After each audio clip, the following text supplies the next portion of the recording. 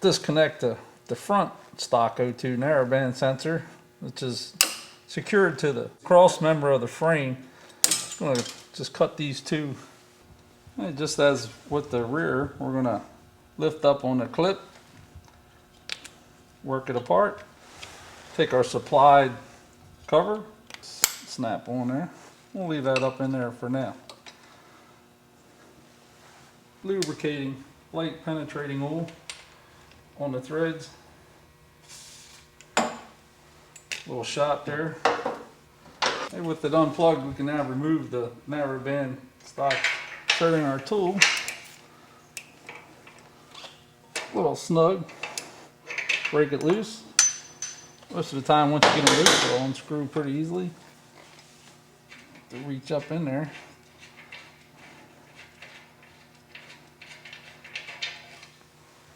There you go. Got a nice wet thread. So lubricated it. Go right on and install our ThunderMax wideband sensor. Okay, this is the new wideband ThunderMax O2 sensor, 6-pin connector. As you've seen, it'll match up to the auto tune connector. It has a nice little cover on there. I'm going to pull the cover off, and you can see that it already comes with some anti-seize right on the threads there, so we don't have a galding problem if we ever have to remove them or if you change your exhaust pipes. Okay, we're just going to thread the wideband sensor into the stock port. It's screwed in pretty far all on its own, and just going to tighten it up.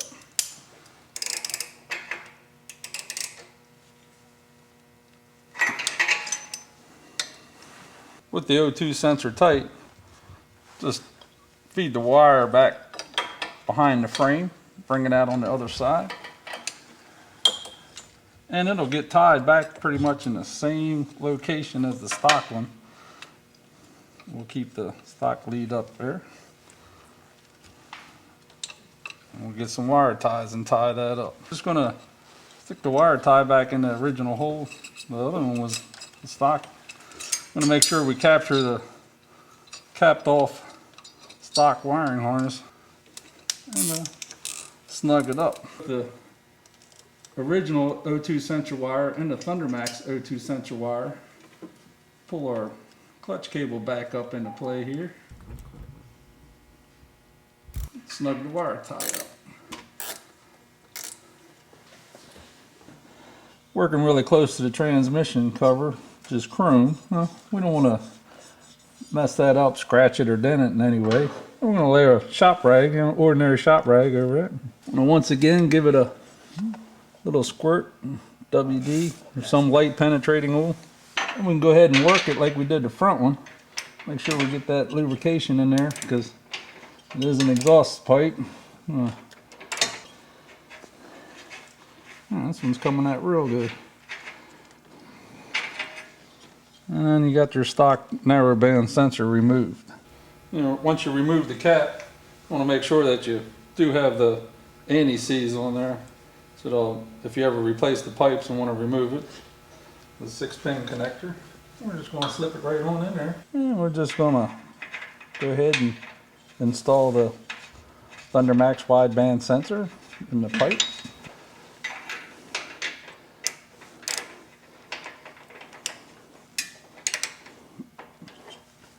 And snug it up just like a spark plug. About 18 foot-pounds. And the rag's no longer needed. Pull that out. And we're going to feed the plug back behind the O2 sensor and see if I can't reach around. Pull it out to the other side. Now we're ready to move around the other side of the bike. Okay, once we get on this side of the bike, we're going to take the wire and feed it underneath of the trigger wire for the starter, back behind the neutral light, under the starter, and then once again feed the plug around the frame, come back out underneath of the ThunderMax, and that's the routing for the for the rear cylinder. With the lead for the rear O2 sensor sticking out of the frame, I'm going to take the rear O2 sensor lead from the auto tune and marry them up. Just push them together, hear a distinctive click. We can just invert that, use up some of the wire, take a wire tie, dog this off a little bit. Go ahead and trim that up. And we can bring the connector around here and tie it right to the main harness. It's going into the ECU.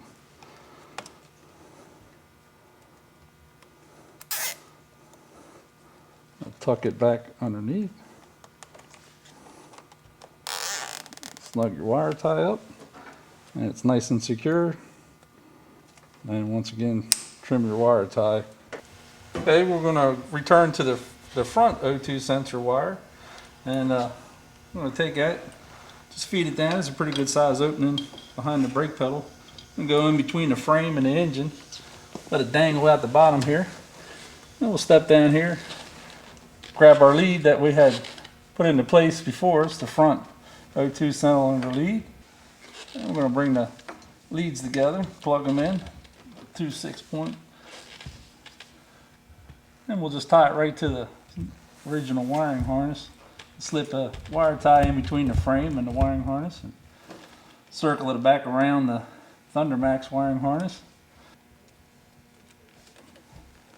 Cinch it up. We'll put the plug itself. We got that nice and secured. On the frame, the wiring harness is tied to the frame pretty well from the factory. On back, tying it off to the wiring harness occasionally.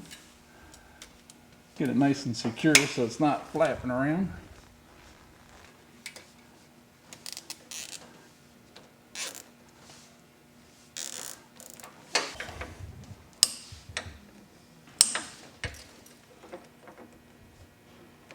That's about all you need underneath. Then we'll come up here, the O2 leads coming up behind here. We just want to capture the wiring harness, cinch it up,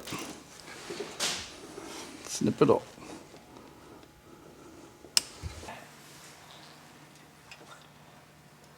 Can't get a wire tie around this front O2 sensor wire.